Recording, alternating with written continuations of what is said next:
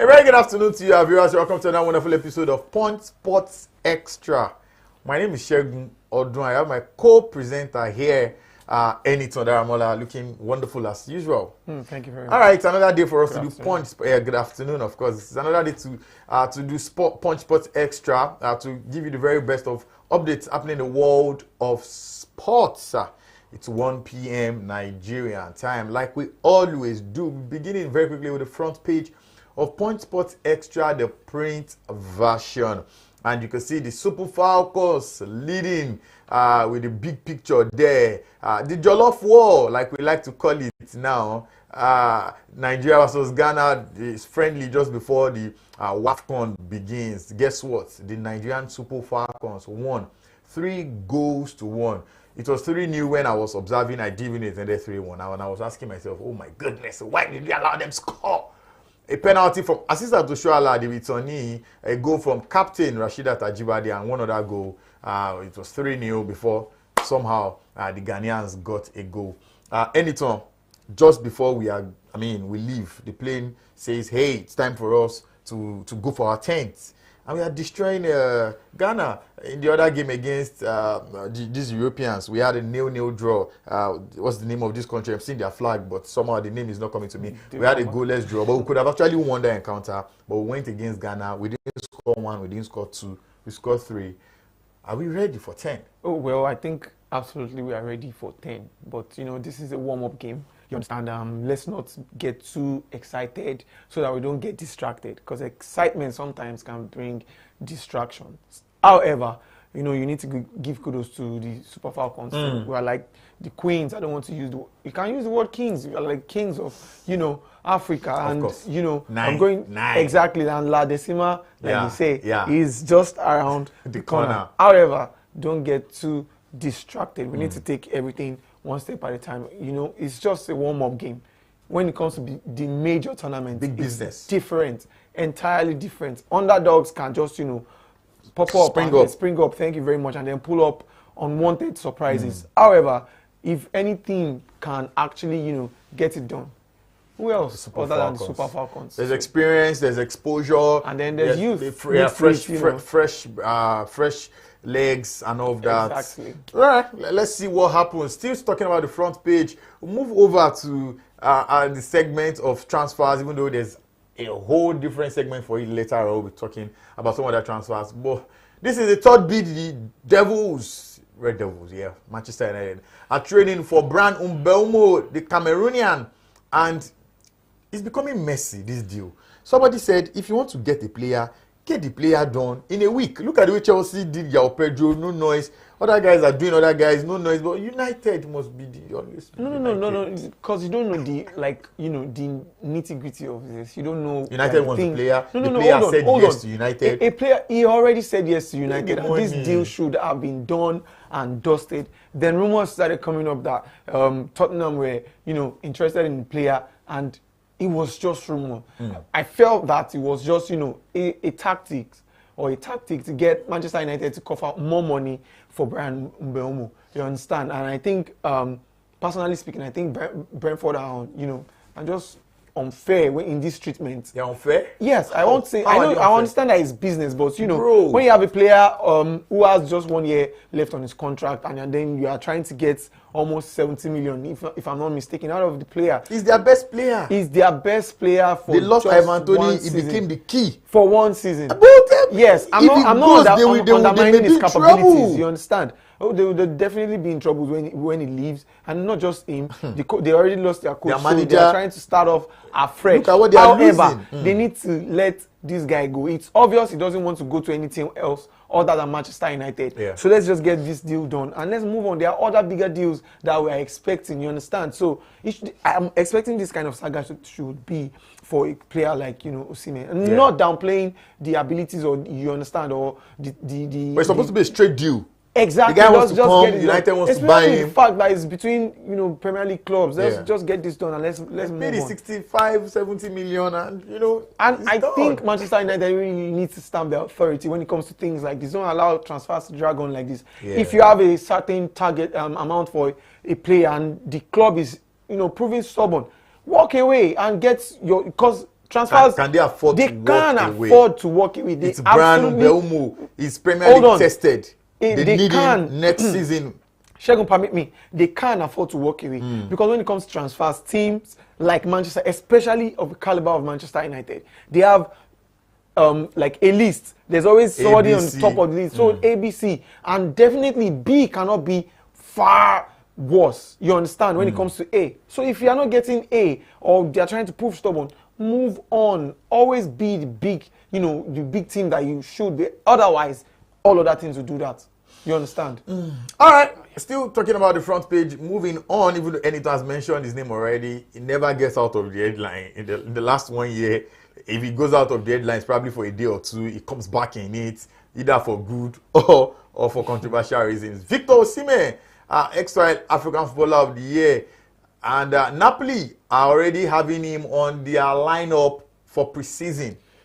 Tells you that, bro, if you are not getting somewhere else to go, probably you'll be coming back into the team. What was going on with Victor Osimhen? No. Conte collected his jersey number 9 from him. Said he was giving it to Lukaku. Out of respect, Lukaku didn't take it. Lukaku had a brilliant first season. Interestingly, to make things sweet, Conte won the Serie A. Now, Osimhen is here. Osimhen is there. Osimhen is... We don't know where he is. What's going on with Victor Osimhen? So, a quick one. Much respect goes out to Romelu Lukaku. Yeah. Big player, top player. He did absolutely well for Napoli last season. However, winning the Scudetto was not solely because of Romelu Lukaku. Yeah. You have to give kudos to a certain Scott McTominay, who actually won the best player of the season. Now, I said that because they had Osimhen had to leave. Osimhen is in the fray of these things. Yeah. So we won't say, oh, no, they didn't miss Osimhen. So they can actually do without Osimhen and they can do with Romelu Lukaku. Absolutely not. Osimhen is still Osimhen. Osimhen in that Napoli team will be a bigger threat. I'm not, playing down the fact that Lukaku is a big threat. You understand? That's why, I had to give kudos to him before I started making my comments. You understand? So regardless of whether they had Lukaku or not, Osimhen will be have been a pivotal player for Napoli, and he still is because he's still on their books. You understand? So they cannot, afford to make any mistakes when it comes to this transfer. So if we can't get enough for him, they can, as well. Now, the reason why Conte had to, take the jersey number off him was because he had a discussion with Osimhen, trying to persuade him to stay. Conte had no problem at all with Osimhen staying or coaching, but they already had. Conte said there was an agreement between Osimhen and the management that was going to leave. So exactly, yes. But So Quara was, and now Quara is gone. Even as the Champions League, Quara is at the World Club Cup. Quara's life is already blossoming. Victor is chilling in Lagos.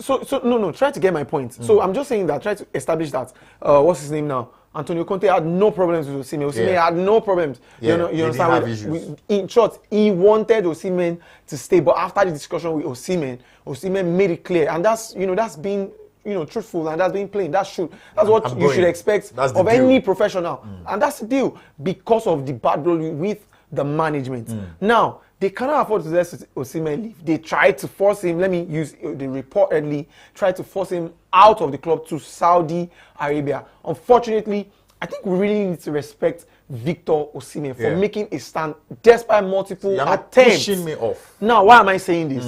I'm sorry I have to mention another name that would be, in the transfer discussion later, but I'm sorry I just have to mention this name. A certain Jean Duran is a few minutes away. Permit me to use that way, a few minutes away from Al Nassr.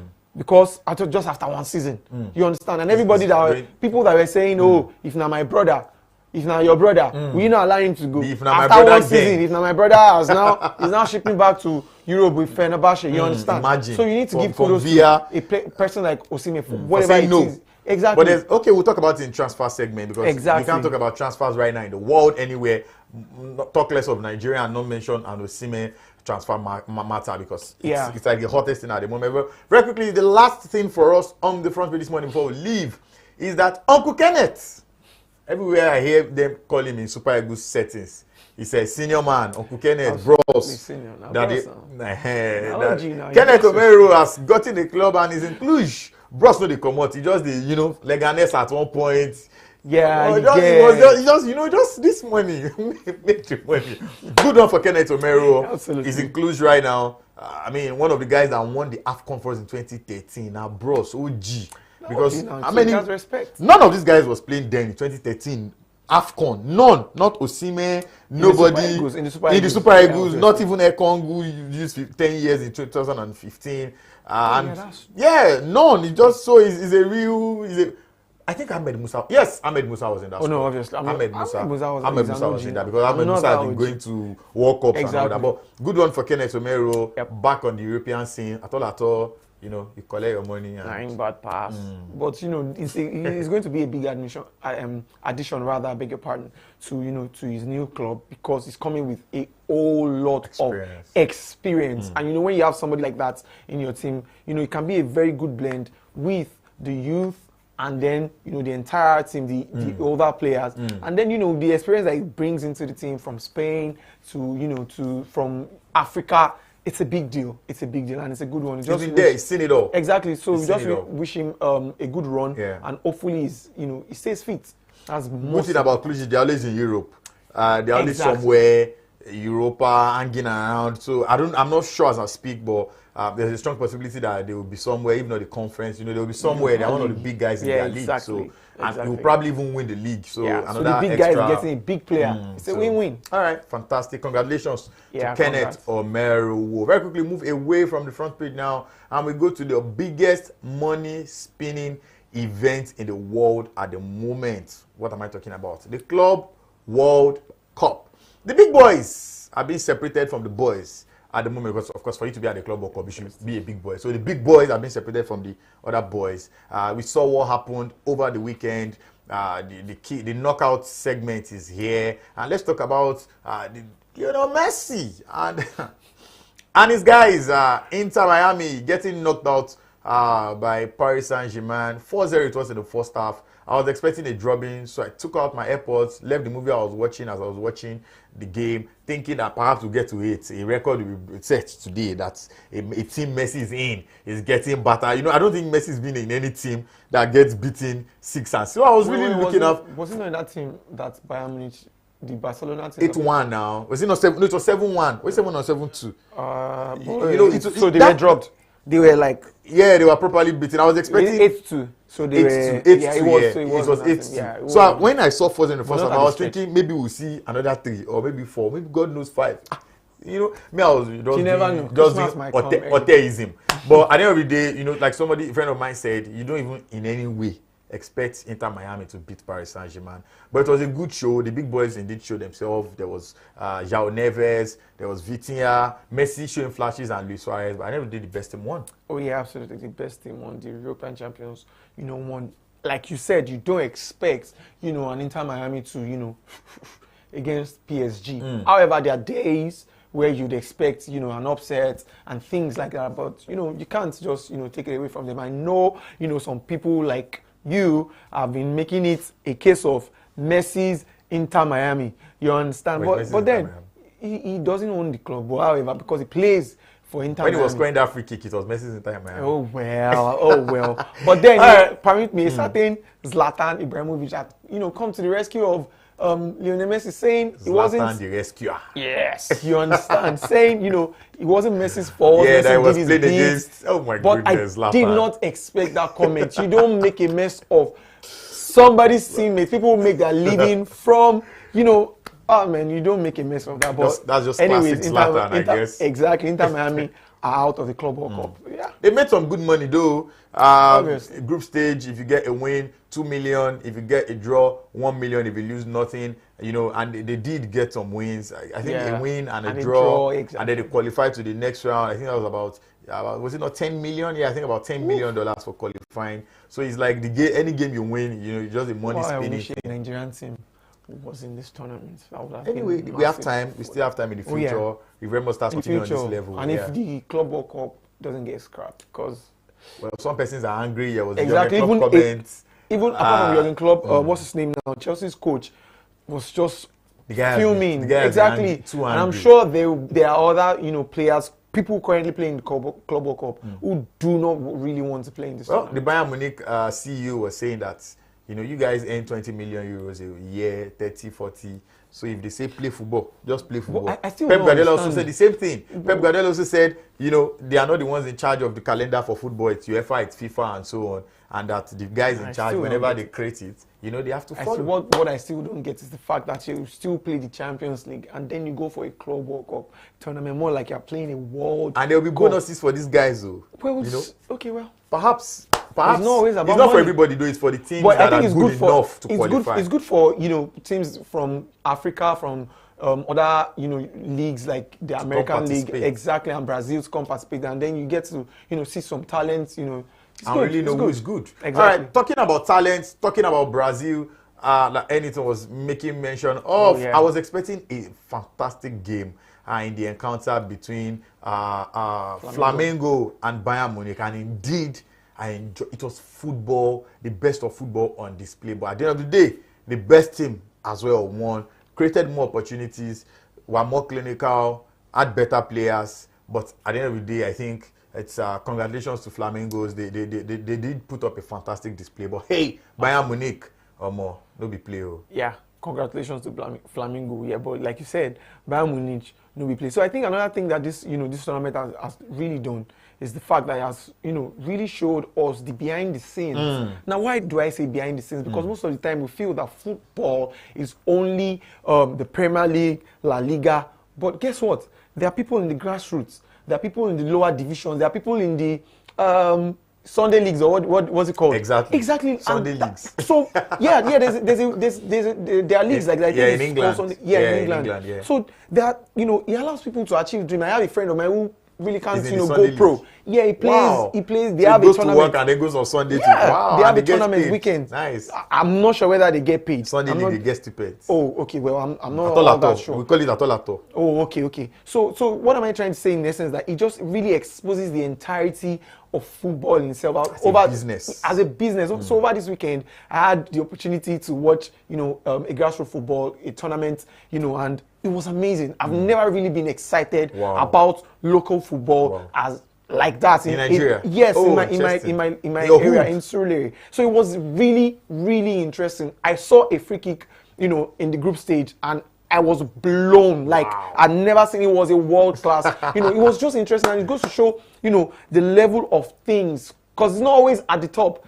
Starts from the grassroots. Exactly. So that's it. It's amazing. All right, Brazilian football was on display when Palmeiras met Botafogo. I didn't enjoy that game. It was drab. It was dry. There was the Chelsea on the way to Chelsea, Estavo doing his thing. But at the end of the day, I think the better team won. They did deserve to win. Talking about Palmeiras, defeated Botafogo, qualified again now to the quarterfinals. Yes. That's extra good cash. My goodness. I guess it's just about cash out this tournament. Yes. So well, please, Nigerian teams, please get to the next club. I'm begging you. Please. At least for the exposure. You understand? You get to play against the likes of, who knows? Olise. The real big boys. The real big boys. So and then we really see that. We really see that the gap class. Is not exactly. It's just about You can see that level. That's class really, difference, really and you know your level straight. That there's a difference. But anyway, now we are going to be having PSG come up against Bayern Munich in the quarterfinals, and there's also going to be Palmeiras coming up against what's their name again now? Chelsea. Chelsea did defeat Benfica 4-1. It was 1-0 for a while, and then in the 85th minute, 1-0. They said there was storm coming and thunder and all of that. Exactly. So the game that started on Saturday eventually ended on Sunday. That's one thing people have been complaining about. Especially the Chelsea coach, Enzo Maresca. Of course, the storms, Chelsea players were complaining. There were maybe 9 or 10 other games so that had similar. Yeah, they just go in and then they had to. And then they came back and then they were playing. There was a penalty in the 95th minute. Di Maria stepped up, scored, went into extra time. In fact, it was proper drubbing because they lost 4-1. So Chelsea will be coming up against Palmeiras. Looks like it will be soft. A soft one for Chelsea. Does it look soft? It looks soft on paper, and we're expecting it to be soft because it's Chelsea against Palmeiras. The class is there, the talent is there. You understand, and a certain Delap looks like he's beginning to feel at home with Chelsea, and Jackson might just have to moonwalk to the bench if he's not careful. That's just it. All right, Estavo is going to be playing, most likely going to be. And he's supposed to be joining Chelsea in July. Oh yeah. And the contract he has is that he joins in July. So it remains to be seen if he had indeed played his last game for his club, especially now that he's even going to be playing against Chelsea. We see what happens there. But the young lad, great lad, showed some skills, showed brilliance. Still very young, and if he's properly molded, he may be a star. Has Chelsea been able to get all these players? Really need to look at Chelsea, and then again, I think they have like 5 players who were from Manchester City Academy. Interesting. And they we'll talk about it in transfers, but we have another guy now they just bought without making too much noise. Exactly. Going forward very quickly, Paris Saint-Germain, Bayern, almost said Bjorn. Anything. Who do you think is coming out of that? Oh well, that's going to be an interesting game.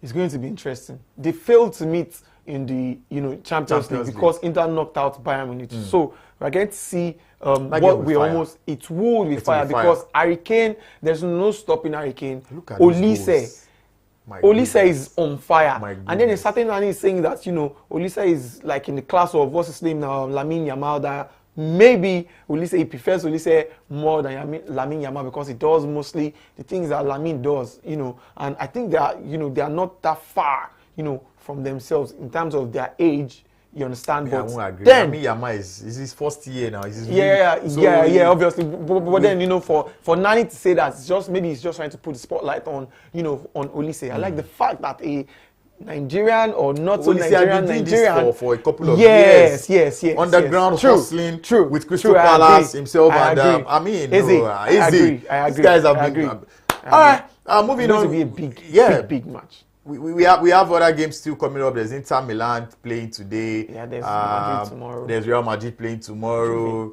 against Juve. What do you think about that game? What do you think about that game? Is it classic? Madrid have not been the Madrid, that we have seen over time. They struggled last season, or maybe towards the end of last season because maybe injuries here and there. Then losing, the La Liga to Barca, losing out in the Champions League, especially the fact that they had to crash out against Arsenal. It just compounded all the old issues, especially for a certain Carlo Ancelotti who had to leave to Brazil, you understand, and they are trying to get their footing with the new manager, and then there are new players. There's one particular guy, I can't mention his name right now. I can't pronounce his name, kind of too long.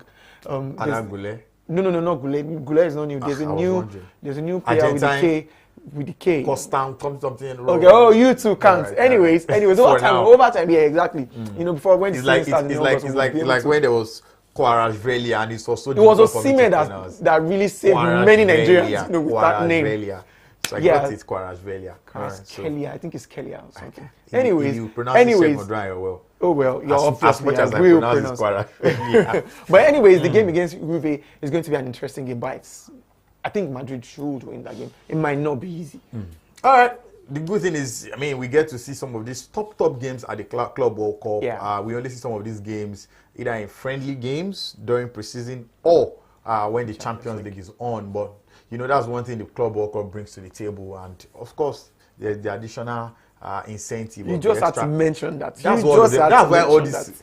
Real Madrid paid 10 million to Liverpool for Alexander Arnold before July because they wanted Real Madrid to go far, and they needed him, and they needed the money. So it's why this is a win-win. It's a win-win. That's what I'm saying. Unlike a PSG that rejected 200 million or thereabouts from Mbappe, so I think it's a good way. It's a compensation. That's why I'm saying that. That's why I'm mentioning the money, because that's what the major thing for the CEOs of these clubs is: how far are we going? How much can we get from this entire encounter? All right.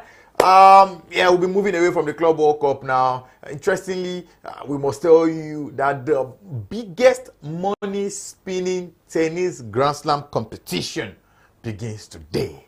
Talking about Wimbledon, white. And on social media, you can see the Wimbledon account posting a whole lot about Aryna Sabalenka and Coco Gauff. Remember what happened at the French Open where Coco did defeat Aryna, and Aryna angrily made some statement and said, well, she won, talking about Coco, because she lost, and by she losing, she allowed Coco win because she was giving up.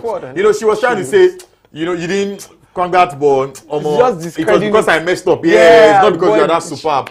Interestingly, Coco replied graciously and said, well, the reason why she was sitting on that chair, the champion's chair, and be getting the interview was because she won. One way or the other, if it's your fault, congratulations to you. But it's your problem. I mean, the fault. But funny enough, they've been able to make amends at preparation for Wimbledon. The girls have been doing TikTok videos. Their videos have been going viral. Comments, boom, and it looks like they're cool. Coco has said she has apologized. I'm good. You know when they say breakfast is not anybody's meat.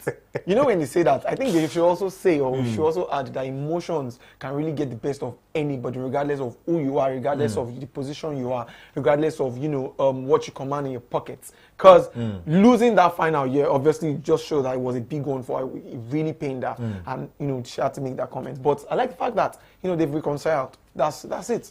And if they did not, it would give us a bit of more feisty clash when they meet up, at the Wimbledon. So, interestingly, another relationship, I was about saying bromance between Novak Djokovic and Aryna Sabalenka. It started as well from the French Open, Roland Garros, where they were throwing banters at each other in the videos, but now they've even been training together for 1 hour. And you could see, of course, Novak the far better player, if you ask me, from the trainings. And while they were about having the interviews, Aryna was asking Djokovic how he did. I mean, how she did rather during practice, and he gave her some pep talks and all of that. And they've just been, this has been too friendly so far. Perhaps when we get to when the games begin, the fireworks, and then we see a lot of busting of some of the anger and all that. Yes, that's just all right. But it starts today. Like I said, this is the highest paying tennis Grand Slam event. Over $4 million to be won by first placed player. So hey, let's see what happens. Tennis world number 1, Aryna Sabalenka. World number 2, Coco Gauff, and the likes. Iga Swiatek is there for the guys. Yannick Sinner, Novak Djokovic, like I made mention of. Kalito is also there. A lot of all the big boys. Let's see what indeed happens. Let's talk about transfers very quickly before we leave. João Pedro snapped up by Chelsea from Brighton for £50 million. Anything, I never expected it. How did that guy say it? Yeah, I never expected it. But no. I wouldn't say never. Reason being that Chelsea just signed Delap. You understand? And then they signed one Gittins guy. Yes. From Dortmund. And Chelsea are going to sell a number of players. They're going to sell. But they're not selling anybody yet. They're just buying every because they know they know how to ship out players. They know how to ship out. What's this guy's name? There's this French guy that they bought for just 1 season, and they had to loan him to, I think, Aston Villa. He's not in their list. I can't remember his name now. He's not in their list. And then there's Mykhailo Mudryk, who is obviously in a web, some sort of trouble, and they already took his jersey number, and they are giving it to Ice Cold Palmer. So it is what it is for Chelsea. They are still going I think, regardless of the fact that they lost Abramovich, Chelsea is still Chelsea. They are doing the signings. This season? They don't care. Oh well, I don't think they can just yet, because they need somebody in that top 9. I think a certain Mikel Obi is angry at the fact that they did not get Victor.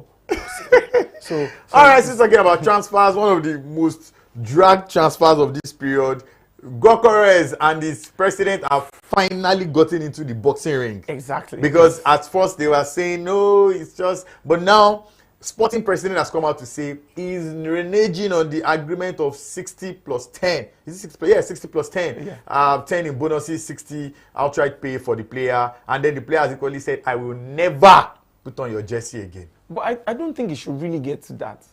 What's this guy that Liverpool bought? What's his name now? From Bayer Leverkusen. Did you see? No. The midfielder, Florian. Yeah. Did you see the message that the CEO of Bayer Leverkusen put out after he left for? The relationship is there. That money is Hold on. dope. Forget about money. Forget about money. When Bruno Fernandes was leaving Sporting for Manchester United, did you see messages from the players, the fans, you understand? When Manchester United was buying Donny van de Beek, did you see message from Ajax? The same thing to other players too. They say, take care of this, take care of that. the relationship should still be maintained because you never know. You never know. And I don't like the fact that people are, reneging on agreements. Agreement is agreement. Agreement is supposed to be agreement. It's supposed to be agreement and should be agreement. How did Sophia say it? You don't reach for settlement, you can't talk nonsense. This is nonsense that is being spewed out. And then the guy said, I'm not playing for you. Exactly, but you shouldn't get to this level. Because you need that, clear mental state when you're living. I think when you try to, just do business, it shouldn't get to that level. I think it happens in football sometimes. These guys know how to just do these things. All right, this brings us to the end of the show. And obviously, this is the last show in the month of June because July begins tomorrow, 7th month of the year. Wow, now we don't do 6. Anyway, I do hope that you're smashing your goals for the year. And if you aren't, I do hope you begin to smash them. Yes, I know we're going to say the economy here, but we all can, God will help us to get things done. And, God just help us, man. All right, on behalf of Enitson, Ramola, and myself, Sheikh Godwin, and of course the rest of the production guys, it's have a fantastic week. Stay out of trouble. God bless you.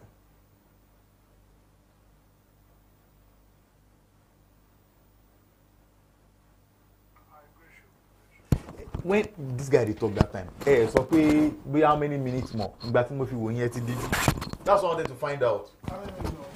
Each they do. No conscience in you.